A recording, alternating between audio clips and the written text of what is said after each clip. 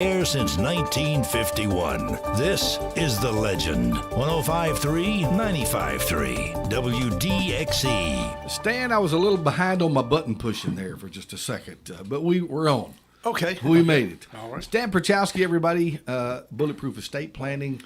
Stan Pierchoski Law over in Pulaski, Tennessee. And, of course, this is your hour, my friend. It is. And last week we had an encore presentation.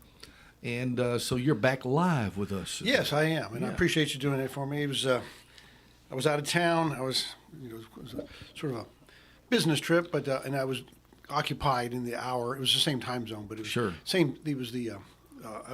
Calling in was just not going to work. Yeah, so. no problem. But, played a recorded one, and that's fine because I'm pretty much here all the time. I probably Sure. don't do that, but I think since we started in June, which is coming up in a year, I think we've only done that twice where we had to play something. And, I guess sometimes I get called away. Life is busy. In fact, next Tuesday morning, I'm not going to be able to be here next Tuesday morning because of some obligations. And it just happens. It does. So, but we're back today, and we're going to talk about some stuff. So, let me just start off like I always do with what's coming up. And seminar-wise, we've got a seminar coming up. It's about a month out, a month and a week or so. It's on May the 18th. And it's going to be right here at WLX, at the radio station in the back, just right here behind where we're sitting right now, as a matter of fact, in the what you folks call the Country Cafe, which is the back of the building, where they do a lot of picking and grinning on Friday nights and dancing, and it's a nice big venue. And that's going to be May the 18th. It's a Saturday. And whenever we do Saturday seminars, of course, we start them at 10 o'clock in the morning. We call it Will's Trust in the Nursing Home. So if you're not familiar with the place, the actual physical address is 1212 North Locust Street, Lawrenceburg. So put that in your GPS. It'll get you right here. So I'll bring that up again at the end of the hour. But that's the next seminar coming up. The other thing I want to mention is, this WDXE talk radio experiment that we're doing. It seems to be working very well. Yes. I know a lot of people say they listen, and the other folks that, have the other hours that are on here seem to be getting more and more popular. But it is a call-in talk radio. That's right, it and is. We encourage that because, we'd like to hear what's on people's minds. I mean, I do this pretty much every day, all day. So when I talk about it, I like to hear what people have to say because it helps me.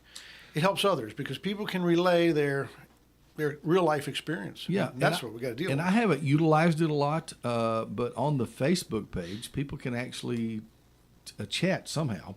I can put the chat button on. So you can. So if you can comment, I could actually see that. But I haven't utilized that a lot.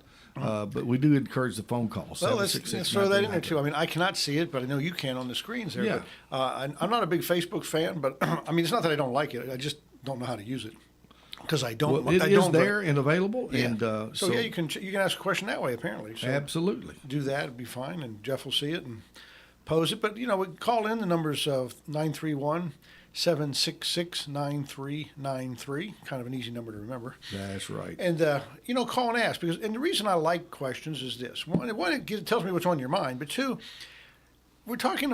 I'm talking about a lot of legal concepts and how things are supposed to work. And then sometimes when you talk to folks, you find a little bit more about how they actually do work. Well, that's true. And those are the real life experience, and those are the problems that we need to solve. I can find a whole show talking about some of the things like that to come up, and I may even one of these days. But it sounds like a good topic to bring up of things that don't go the way they're supposed to. Mm-hmm. Mm-hmm. And then, what kind of things we have to do about that. Sure. And, the law's not perfect, but some places it's a little better than others. And this is an area where it seems to be a lot of misunderstanding, even with the government, even with the TennCare system. We deal with them. And it just is just...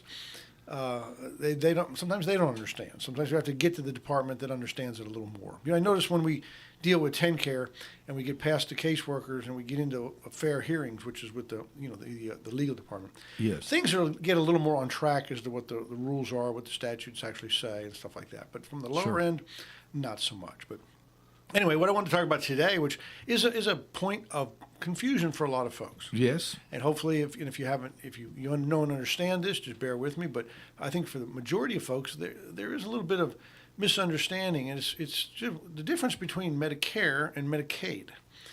Now, how can you possibly get them confused? They're only two letters of the alphabet. Yes. Right?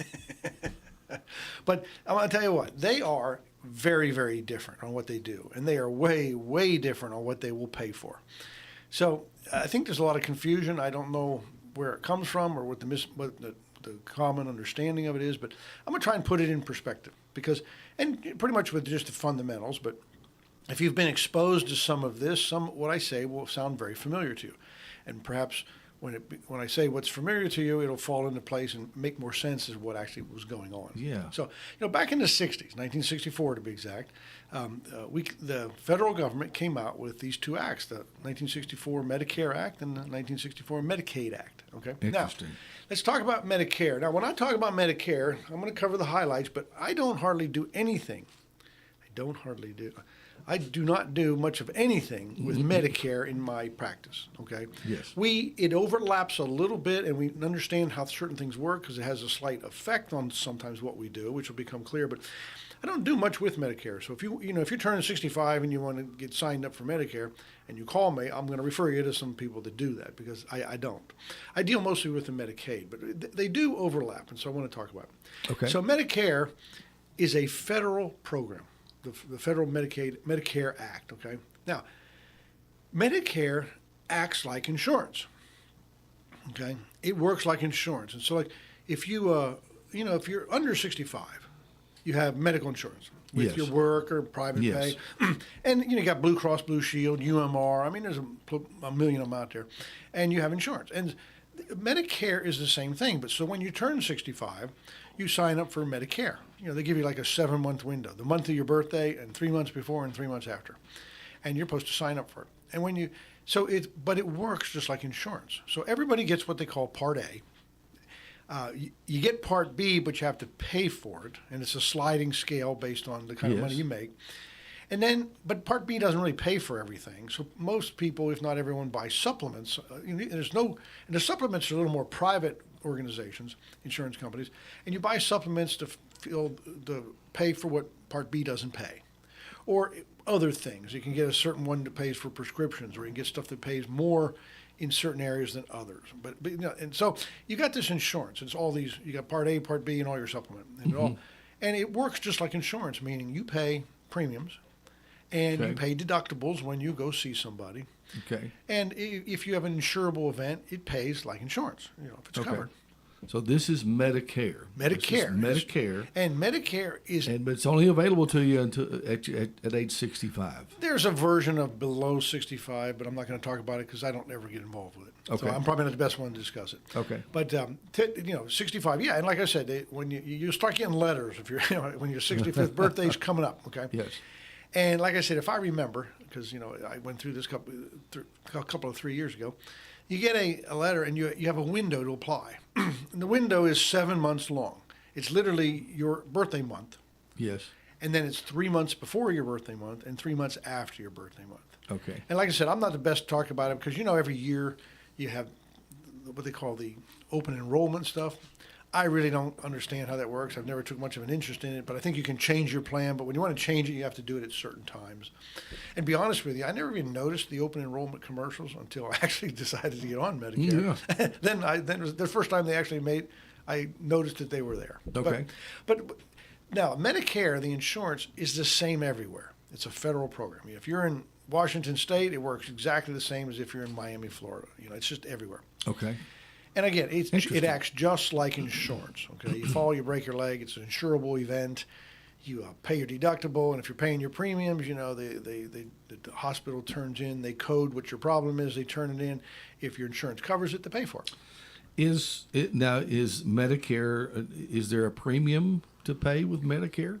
There is. You get Part A, no matter what. That's part of the program. Part B is what you pay for. That's your health insurance premiums. And but it's a sliding scale. Not everybody gets the same bill for Part B. Okay. I think it's based on your earnings. Okay. But if you buy supplements, there's a cost associated with those. I mean, because they're usually private organizations that you buy those plans from. Yes. Like what they call the Medicare Advantage or whatever, just the supplement plans. Yes, and they're not federal; they're private. Business. They're usually private insurance companies. And Yeah. sometimes they call them gap fillers because Part B does not pay for everything. Okay. And if you want better coverage, you buy things that pay for the things B doesn't pay for. And Okay. I'm going to have a prime example of that here in just a little bit of what they pay for. Now, so you got this insurance. Now it's the same everywhere because it acts like insurance, and it's the same in all 50 states. It's just it doesn't matter anything. Now we want to talk about Medicaid, at least superficially. Medicaid is something different. It also came out as a federal act in 1964, but Medicaid does not pay like insurance. Okay, and the difference between Medicaid is governed by the individual states. Okay, and it's the only thing that pays for long-term care. Medicare does not. Now, when I say that, somebody's going to jump up and like they're sitting on a spring or call in real quick and say, "Hey, wait a minute. My Aunt Gertrude fell down and broke her leg, okay, and she had to go to the hospital. She went to the hospital and they fixed her hip or her leg, or they gave her a new hip or whatever. They fixed her up. Sure. And they say, okay, and she's there for 3 days or what they call 3 midnights, and they say, you know what, Aunt Gertrude, you need to rehabilitate. You need to learn how to get your gait back, walk on this new hip, whatever. So we're going to send you to a nursing home to rehabilitate, to get, so you learn how to walk again. Yes. And so they do. Yes. Now, so people call me and say, Aunt Gertrude was in a nursing home. She was there for, a month and a half or 2 months, and Medicare paid every bit of it. So how can you say that Medicare doesn't pay long-term care? Well, that is not long-term care. It is rehabilitation, and it's a big difference, okay? And they will pay for that.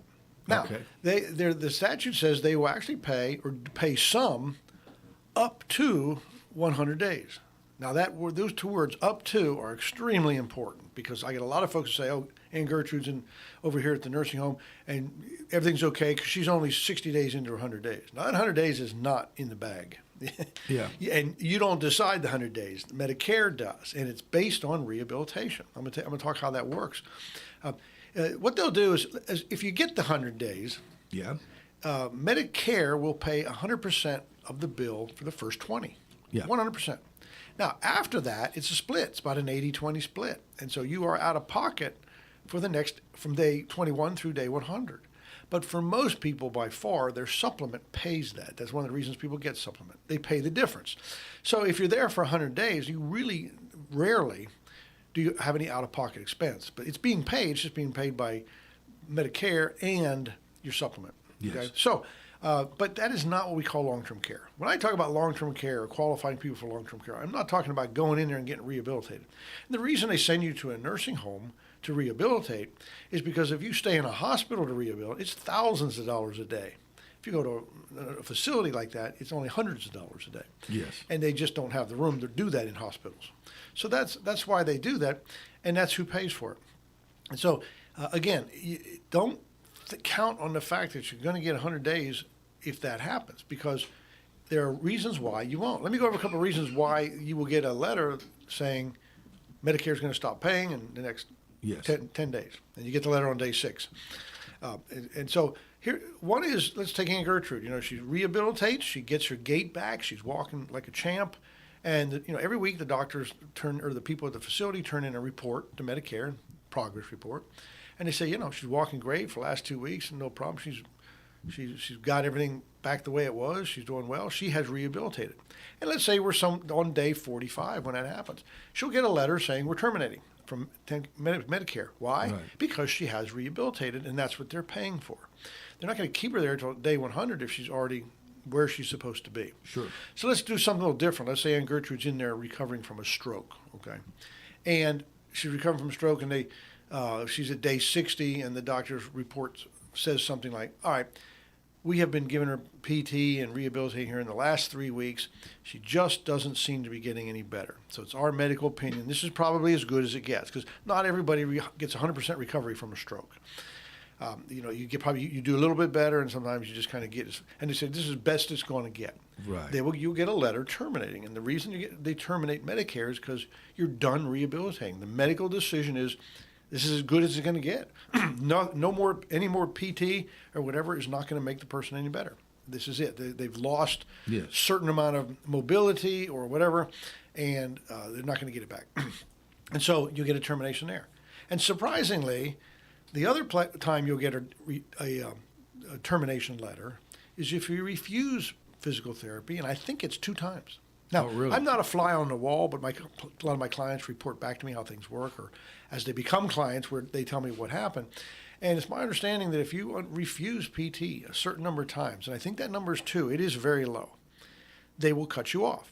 Because, go back to the fundamentals, they're paying for rehabilitation. And if you're refusing PT, you're not rehabilitating, Right. and they're not going to pay for that. Right. Now, the thing that irritates me, and this is what I hear now, this is not, I guess it's hearsay, but it's pretty factual hearsay. You know what I mean? Pretty firsthand experiences. Sure. If this is going on, it's irritating to me, so I like to warn people about it so they don't get caught up in it. And that is, I had several people that have reported to me that, you know, the PT folks will come in, or whoever comes in and says, Aunt Gertrude, it's time for your physical therapy. And Aunt Gertrude's response is something like this. You know, I'm really feeling terrible today. The morphine drip I'm on or whatever is making me sick to my stomach. Yes. I just don't feel like I can get out of bed and be walking down the hall, you know, just not up to it. Right. And they said, okay, Aunt Gertrude, that's okay, you know. And then they go back and they mark it as a refusal, which, you know, that concerns me. Now, it depends. It's fact-driven. I get that part. It is fact-driven. But I have a lot of people that got extremely surprised when they got a termination letter based on refusal to participate in physical therapy, because they said, I did it every time I could possibly do it. There was a time or two when I just couldn't do it, and now they're calling those refusals. So, Yeah. if you know, and I get, you know, in a way, I get it. That bothers me, but you know, one thing about physical therapy, if you've ever had any, it's not a walk in the park. No, it it's not. It sounds like, No, yeah, it's that gets not. you going and everything's great. You know, it's pretty painful when Yeah. when you're doing it. So Yeah. I get that it's no fun to do, but if you're in this boat and you have to do physical therapy, my advice is if you want to, you know, keep in that window where Medicare continues to pay, Yeah. you just got to do it. And you know, that's just part of it. You got to do it to rehabilitate. So, so the 100 days is not guaranteed. Yeah. I think it's a misunderstanding. People think if that happens, you get 100 days. Now, that whole process I just went over about the, you know, the 20 days and then day 21 to 100, where the pay is paid and then split. All that can be repeated all that is called a spell of illness, is what they call it in Medicare. Yes. And it'll all be repeated if you have another spell of illness. The only criteria is there's got to be 60 days in between. Okay. You can't just keep doing them back to back, one after the other. So if it's a 60-day period in between the two, they just do the whole thing all over again. Yeah. Okay. Now, one thing about I was saying about the Medicaid Act. So, you know, so that's when I say Medicaid is the only thing that pays for long-term care, I am not talking about this rehabilitation that I just described. We're talking about somebody who's got dementia, the person that has not recovered from the stroke and got cut off on Medicare, but is still going to have to stay in a facility because their loss of functionality is enough to require care. Those are the people I'm talking about. People are going to stay there, not this rehabilitation stuff. That's what Medicaid pays for. So there's the overlap. Okay. But Medicare doesn't pay for long-term care. They pay for rehabilitation. That's a big difference. So now when we talk about Medicaid is, like I said, is also a federal act, came out in the 60s. But Medicaid is governed by the individual states. It is not the same everywhere. And the way I can describe this, and tough on the radio, but let me try this. Let me paint this picture. You have the Medicaid Act, and it looks like a bubble. I don't know, the size of a beach ball. Mm-hmm. In this bubble, you got 50 other bubbles, which are the 50 states. Okay. Now, and that's the states. The states are allowed to govern their own Medicaid program. They just have to stay within the federal act. Okay. But there's a lot of choices they can make on their own, and all the states are different. And some are very similar, but they are all different. And so there's a bubble in there marked Tennessee, because that's the only one we should talk about. So there's a bubble in there marked Tennessee. So Tennessee governs its own Medicaid, and they have their own little cute name for it, and they call it TennCare. And every state has their own little cute name. Some of them do.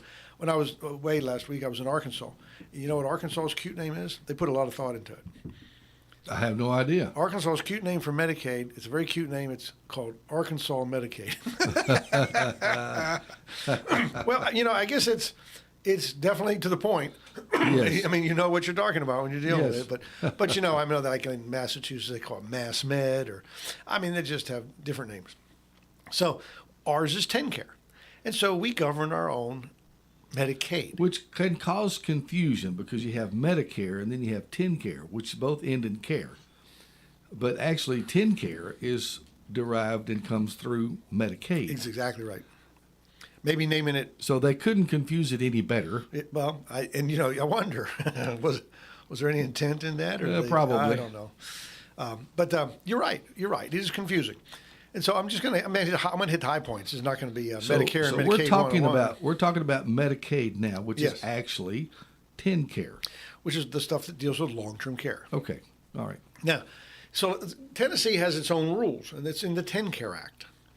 And some of the other acts that we've adopted, like the Catastrophic Illness Act, the Deficit Reduction Act, things Yes. like that govern it. So but they're all different. So when you talk to another family member that lives in Ohio, and you're talking about what he can do, and then you hear me on the radio and they say, well, I talked to my brother, and they can do these ladybird deeds, or let's say Florida. Mm-hmm. They can do these things called ladybird deeds that help them save the home from long-term care and stuff. Yeah. And the answer is, yeah, they can. Yeah. We can't do a ladybird deed in Tennessee, but you can do it down there. It's different rules. Different rules. Different rules. Wow. And so, there are some that are similar to Tennessee, but they are not the same all around. Yeah. So, and when I talk about the rules, I'm talking about eligibility, becoming eligible to get TennCare to pay your bill. And that's, and those, now the medical needs to be eligible are pretty much the same in most states, but the income eligibility rules and the resource eligibility rules are where the differences lie. Income, of course, is income, and resources are stuff that you own, like your money in the bank, your house. Yes. So, some states are what we call income cap states, like us. Okay. We have a number it's a cap on income. If you make make $1 more than that cap, you're not eligible. Now, I can fix that, but theoretically, that's the cutoff. Other states are a range state. They got a minimum and maximum kind of thing. Okay. Others don't have any requirements on income. Then you talk about resources. We talk resources. Some you can own so much money. Some you can divide between the spouses a certain way. So they're all different that way.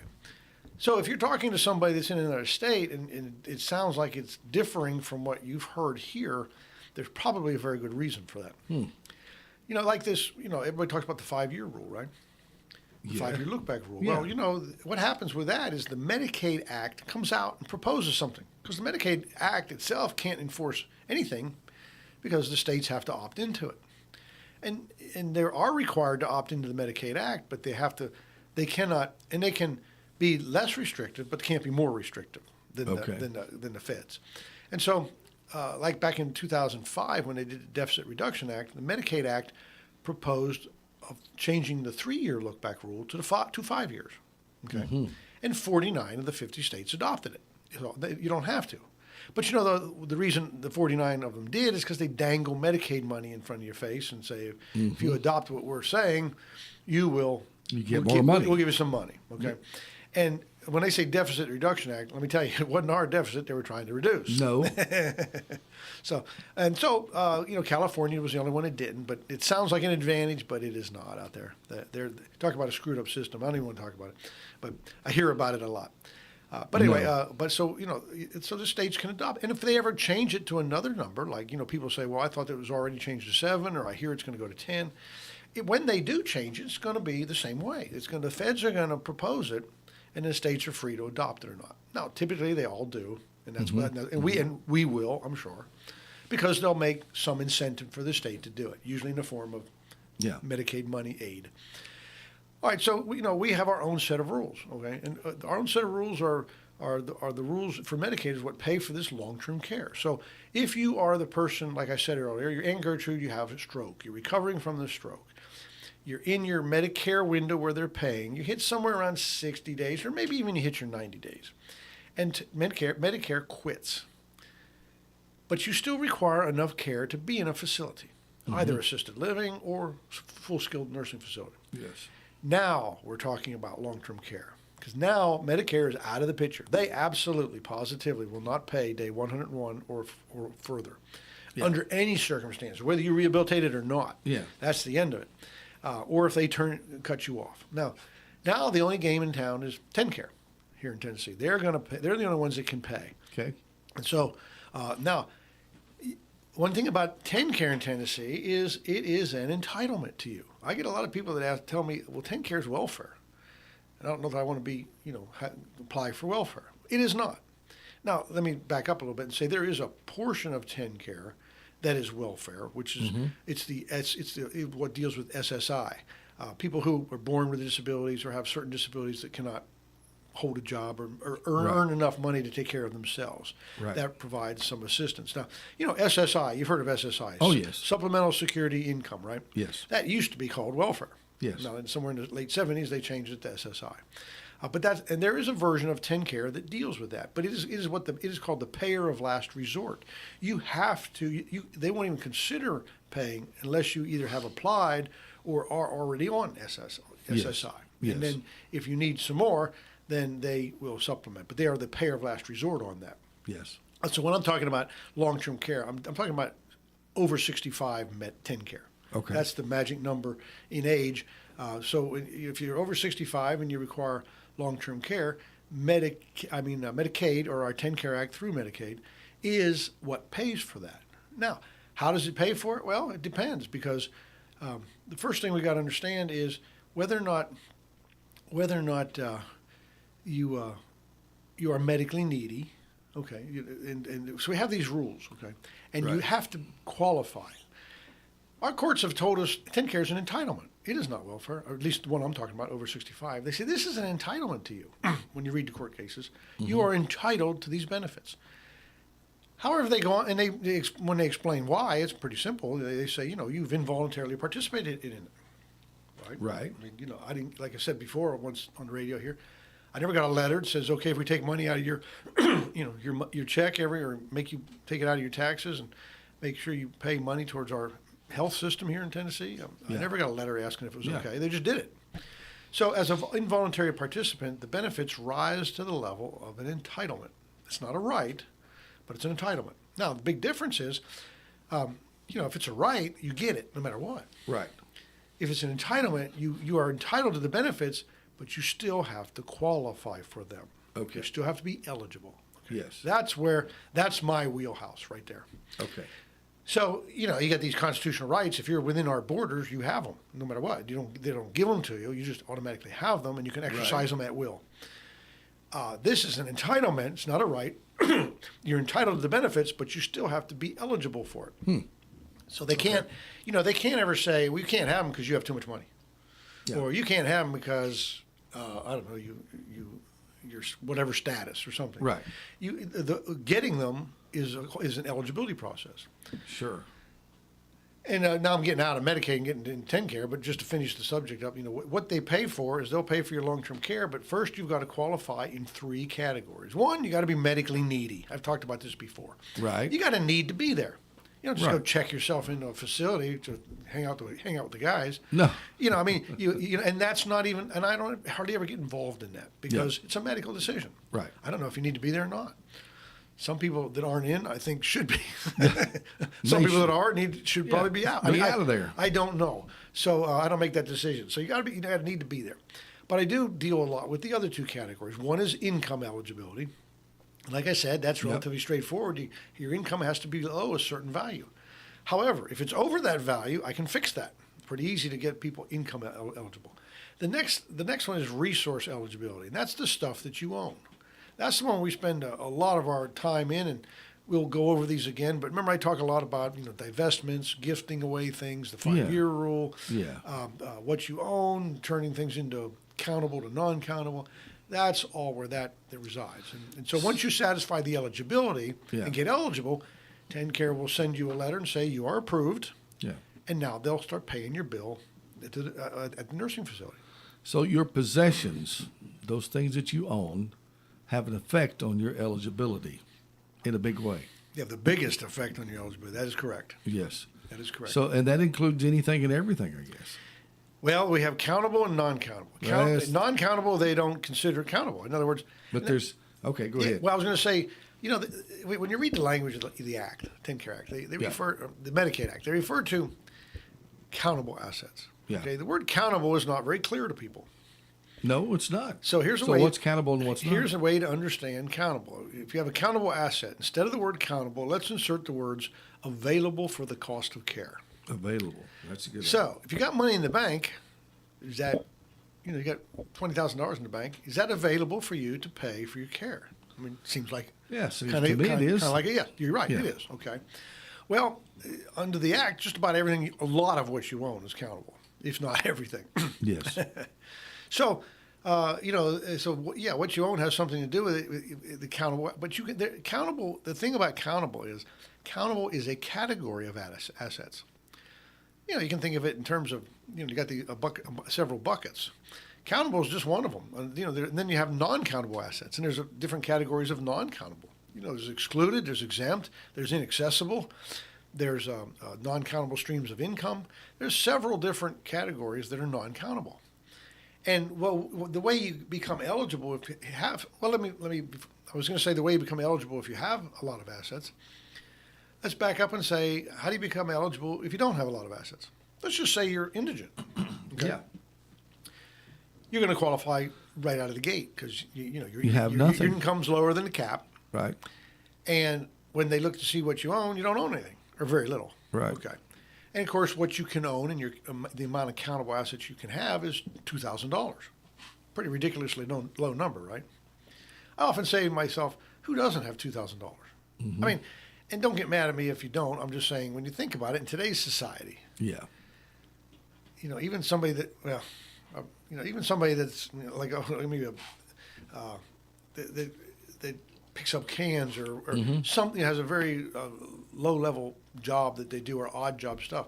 It's hard for me to conceive that they don't have at least that in ownership. If you start applying value to everything you own, it doesn't take long to get to a number like that. It's very low. And what I want to caution people about is when you hear that, and everybody does. Everybody says, well, you got more than $2,000, you're never going to be eligible. You got to spend it, you got to get rid of it or something. Yes. When you hear that number, that is not the important or operative word in the statute. The statute says you have to be below $2,000 of countable assets. Right. Word 2,000 is not the important word. The word countable is, because that's a type of asset. It does not mean $2,000 to your name. That is how it's interpreted by 99, if not 100% of folks. Yes. It does not mean that. And it clearly spells that out in the 10-Care Act. Sure. It does not mean everything you own. Think about it. Here's my non-lawyer reason, logic, and common sense. If you're going to say you can't get these benefits unless you have less than $2,000 to your name. Yes. Of assets. Now I'm not talking about $2,000 cash in your pocket. Your possessions. Everything you own. Yeah. Why would we have the rule at all? Nobody would qualify. I guess the homeless person on the street that's crippled and can't even move, can't even pick up cans, can't do anything, would qualify. Yeah. But it's like less than 1%. It's less than 0.1%. Nobody would qualify. Right. So what good is a rule that excludes everybody? Yeah. No, I'm serious. Excluding people that are over $2,000 to their name would include virtually everyone. Yeah. I see where there could be some exceptions, but if you got this government program and it's to help the people of the state of Tennessee, right. It's designed to do that. It needs to help the people of Tennessee, not this 0.1% right. somewhere. So when you think about that, it can't mean that. It cannot mean everything you own is less than $2,000. And it doesn't. Now, I offer that as an example to realize why that number doesn't mean everything you own.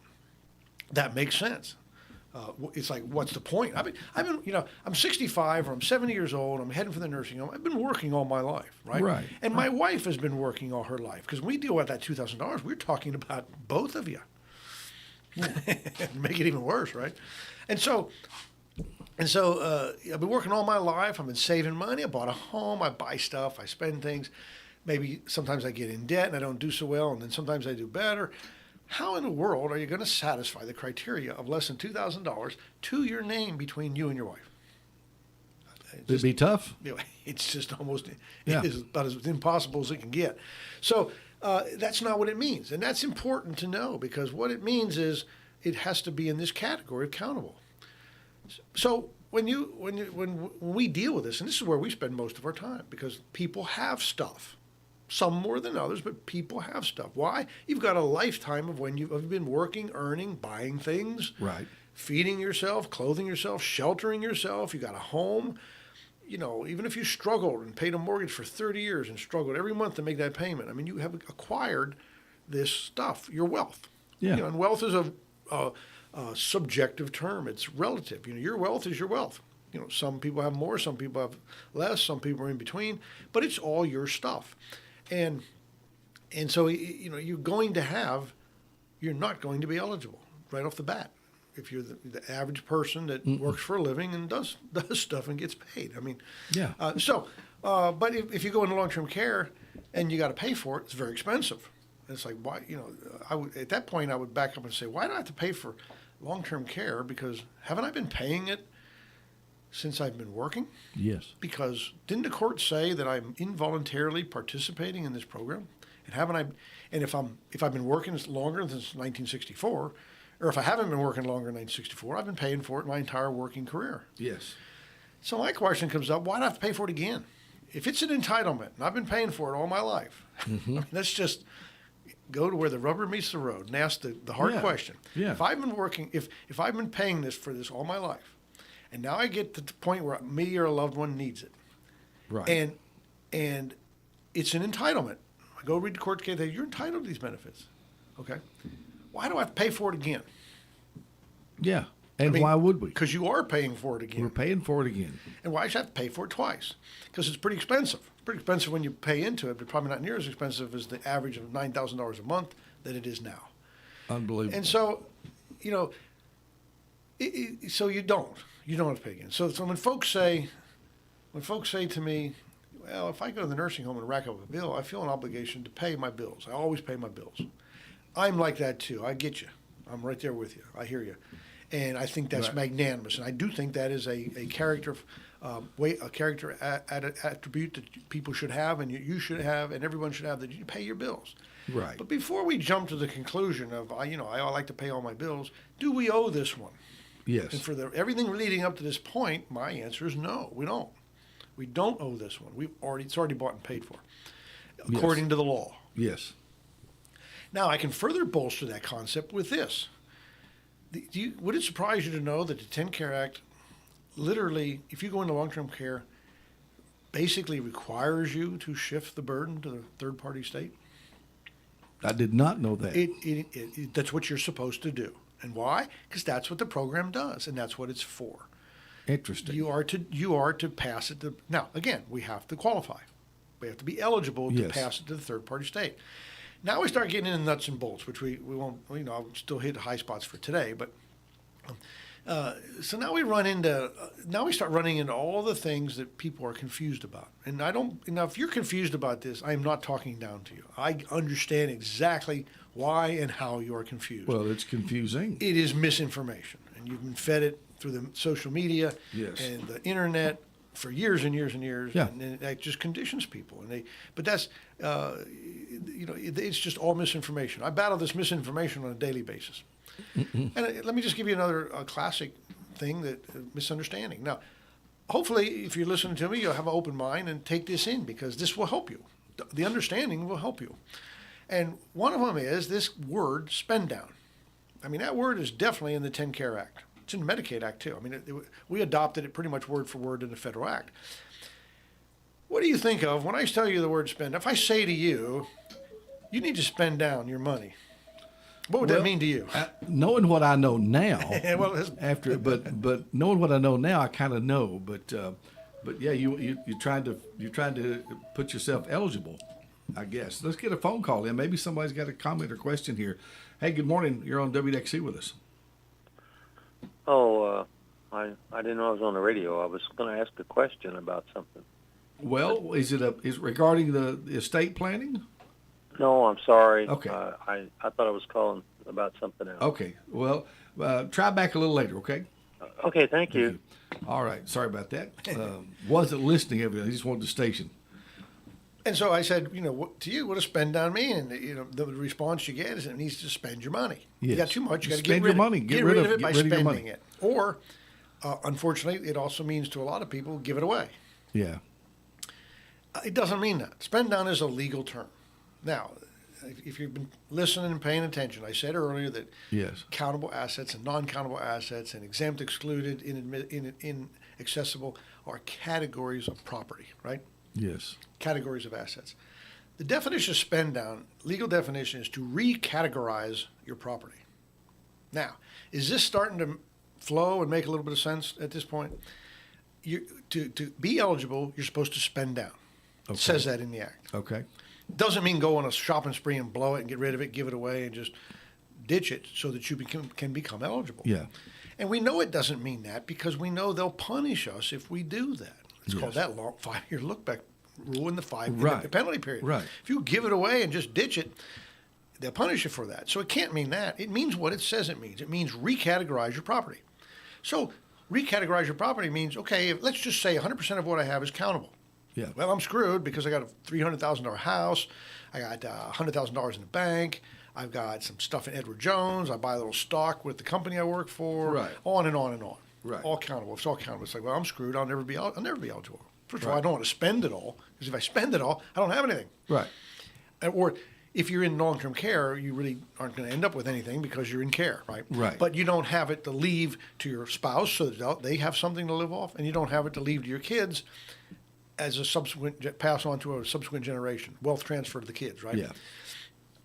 So it doesn't mean that. It means change the category or the posture of your assets to a different category so that you can become eligible. Now, let's ask the fundamental question. If I can only have $2,000 of countable assets, say, Stan, you're not eligible, you have too many countable assets. Yeah. Get it down below 2,000, you're eligible. Okay, so my question is this. I got more than $2,000 worth of countable assets. Could I have $2,000 of countable assets and $500,000 of non-countable assets? Would I qualify? According to what I've learned, yes. The answer is yes. Yes. Because the only category that's being in this act is countable. Right. Now, non-countable is a bigger description. There are categories of non-countable, but Yes. it's non-countable. And so the question is like, okay, so you mean I can actually keep a lot of my property and still become eligible? I mean, I'm kind of walking down the primrose path here, Yes, right? And exactly. and I'm trying to be as logical and flow as it can go. And the answer is yes. It's exactly right.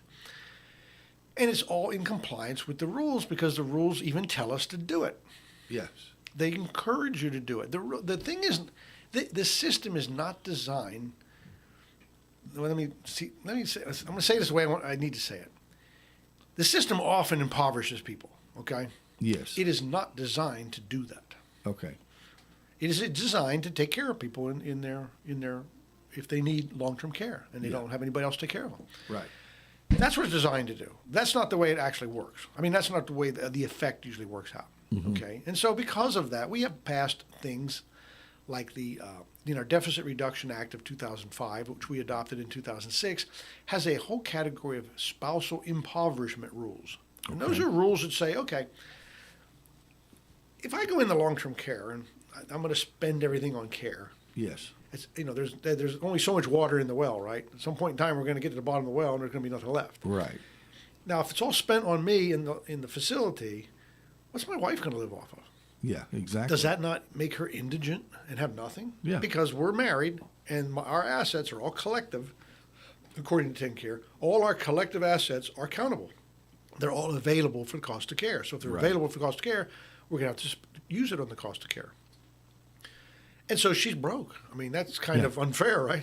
Yeah. Well, it never meant that. That's why the the definition of spend down is there. It never really meant that, but in order to bolster that concept and keep it from happening and give us even more more tools to save money than the feds allow, other states adopted these spousal impoverishment rules, which are rules which allow us to pass. You're a married couple, okay? Yeah. If you're not married, if you're single, this doesn't apply. Yeah. But if you're a married couple, you can shift a lot. Guys, I always put the guys in the nursing home first. So I always kill off the husband or the guy first. Okay, so sorry about that, but we're putting you in. It's because the wives are harder on the men than the. Well, and I say it just saves time. So anyway, the husband goes in the nursing home, and we can shift literally all of the wealth that the husband has to the spouse. Yes. Now, or that's attributed to the husband. It's not that he has it. They look at everything collectively. Right. And maybe if I have a minute or two, I'm going to touch on that. But then they're going to assign a certain amount of assets to the husband and a certain amount of assets to the wife. We can transfer everything that the husband has to the wife. Right. And now she has. And now we're in a facility. We can't own anything anyway. Yes. We just want to hang on to it. We just don't want to use it for the cost of care. We want to be able to give it to our kids, or at least give it to our wife, so she has something to live off of. Correct. So our spousal impoverishment allow us to bolster her income if it's below a certain level. So if her income is below a certain level, we can take from the institutionalized spouse's income and get her up to that level. Okay. And if we can pass all the assets to her, and we can do it penalty free. We can give it. Now, what did I ever say? Well, if you give something away, it's like, red flag. Yeah.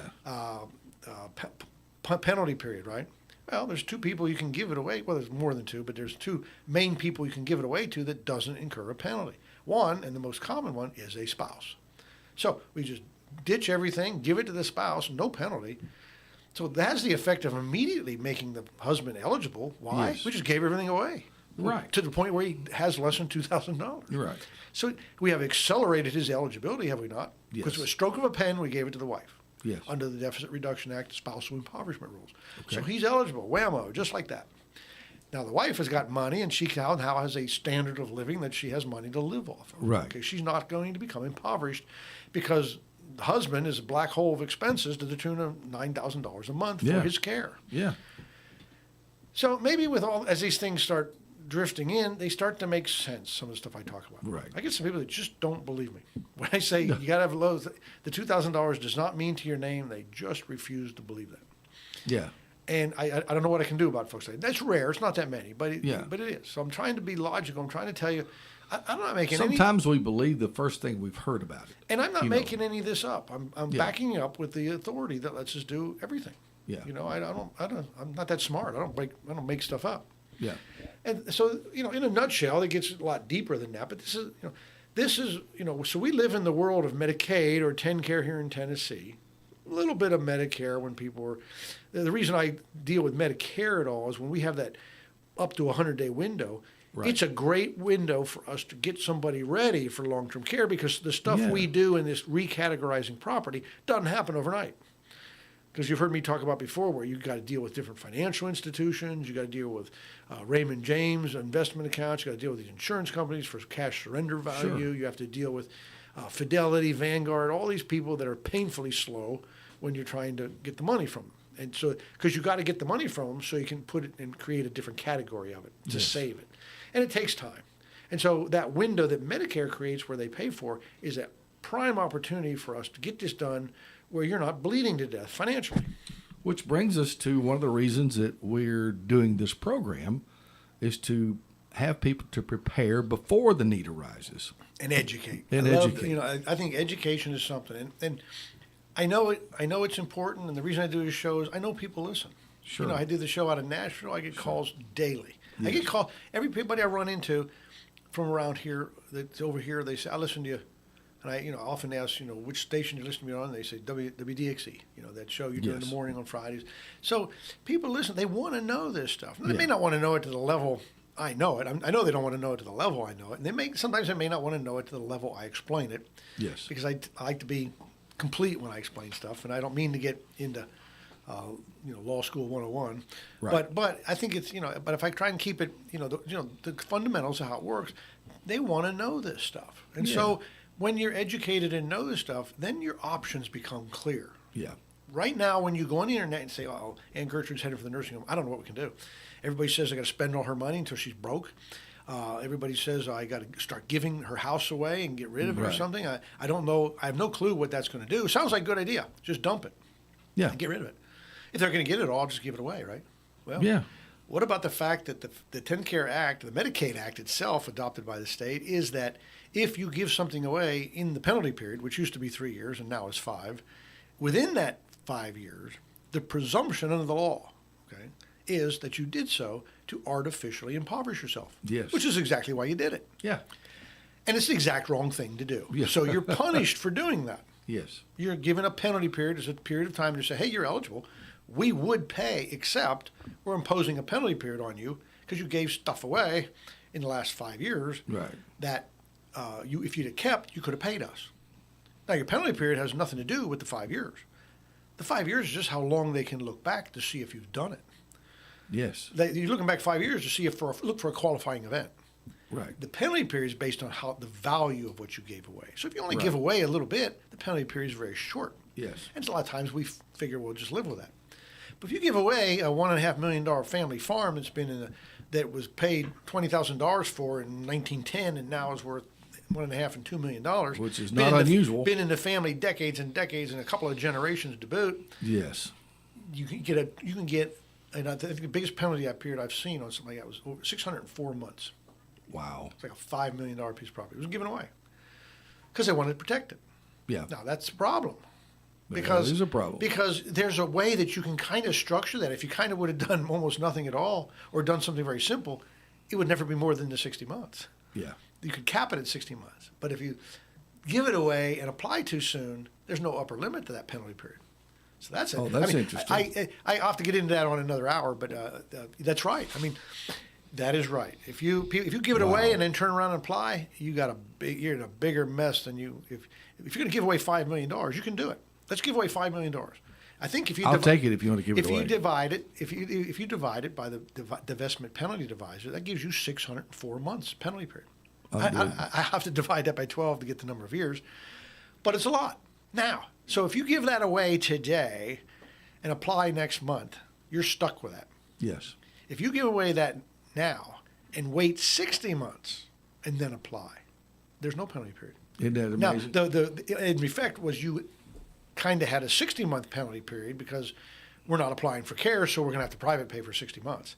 But given the two, that's the best option. it is the best option. Yeah, and sometimes we do it that way. Out of the two. That's right. So where the penalty period is not supposed to be capped, we have a strategy that in effect caps it. Yeah. Or mitigates it to the best we can get it. So. Well, the hour has flown by, my friend. It has, and I see the clock behind you tells me that. So, the hour's flown by. Let me Tell folks how they can get in touch with you. Yeah, certainly. Pierchoski Estate Law, Pierchoski Elder Law. You can call me. We're located, we got to have an office somewhere. So we're located on the beautiful square in downtown Pulaski, Tennessee. And my number is 931-363-7222. You can go to my website, estateplanstand.com, and there you can find the phone number. If you don't write it down, you can get my email. You can ask me a question that way. Or you can just pop in. I encourage questions. That's what this show's all about, and that's what my practice is all about. You got a question? Ask it. I mean, there's no, don't preface it and say this is a dumb question, because it's not. Absolutely. There's no such thing. Absolutely. Maybe the dumbest question I can think of is when you ask a question and you already know the answer. The lawyers do that all the time, do they not? They're supposed to. That's right. So they're anyway, supposed to. Coming up, if you want to get exposed to a little bit more of this, we just touch on it today. But if you want to get exposed to more, we have our seminar coming up May the 18th. Saturday, 10 o'clock in the morning, Will's Trust in the Nursing Home. And it's going to be right here at the WLX radio station.